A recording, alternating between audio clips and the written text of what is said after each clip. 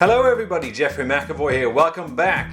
This is a video about building these 1.9 beadlock wheels from Boom Racing on these 1.9 tyres. Now I have a little idea to slap this Range Rover Classic body onto something. Now more on that later.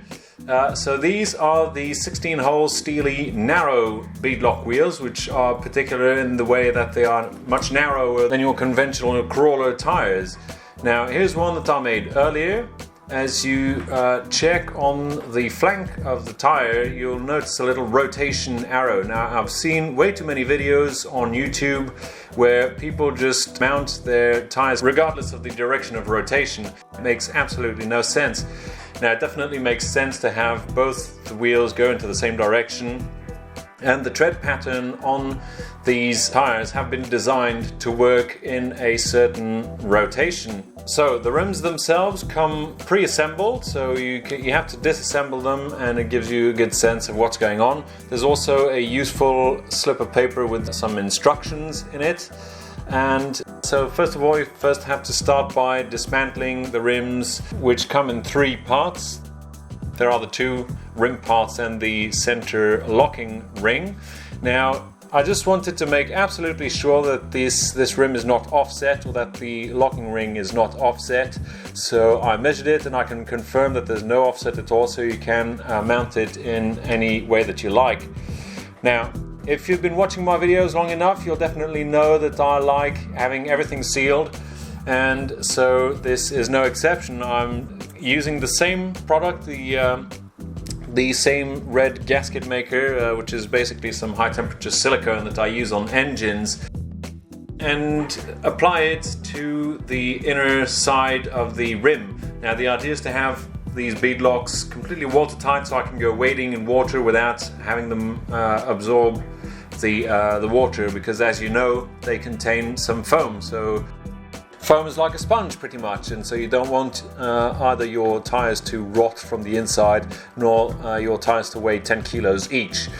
So first of all, once you set the tire in the correct direction of rotation, it's a question of pressing down on the inner part of the rim, which is the black one in this case, and massage the tire along the edge of the rim. Now, I made a mistake in that I did not check the fitment upon dismantling. Now I can tell you for sure that these two steel parts have only one way of fitting correctly. I suggest you make a mark before dismantling the the three-part rim. It does help.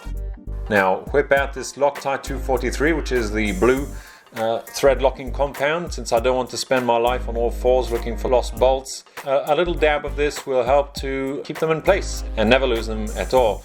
So the idea when joining the rim parts together is to tighten them in a crisscross pattern until gently seated. Now you don't want to tighten it completely, because you definitely want to check that the beads have locked properly on both sides. And before locking the wheel completely, you want to massage the tire bead again on both sides, making absolutely sure that it is evenly fitted and that there's not one part of the lip that's sticking out, to avoid annoyance. And once you're entirely sure that they are properly seated, then you can definitely tighten the bolts down until they are properly seated. Now, quick comparison with the other one. It seems to look okay. Last nip on the bolts, and there you have it. Just for the looks, screw on the cap and move on to the last part, which is removing the excess silicone.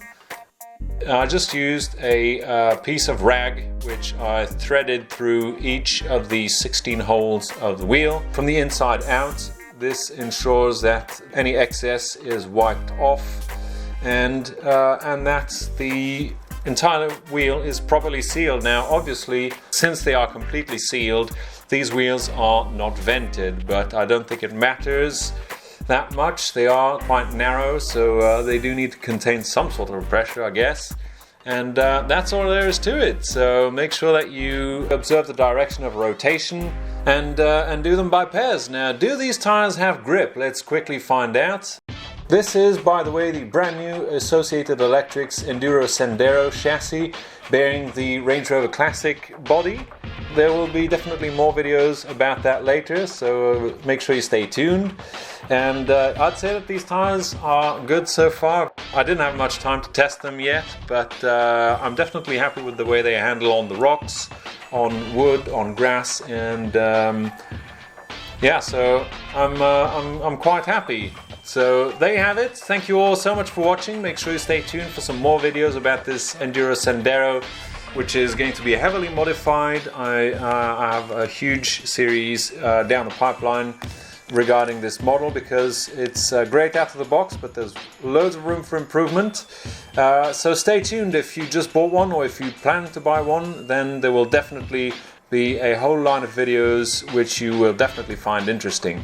So thank you all so much for watching. I highly appreciate it. Thank you for subscribing if you just did, and I'll be catching you all in the next video.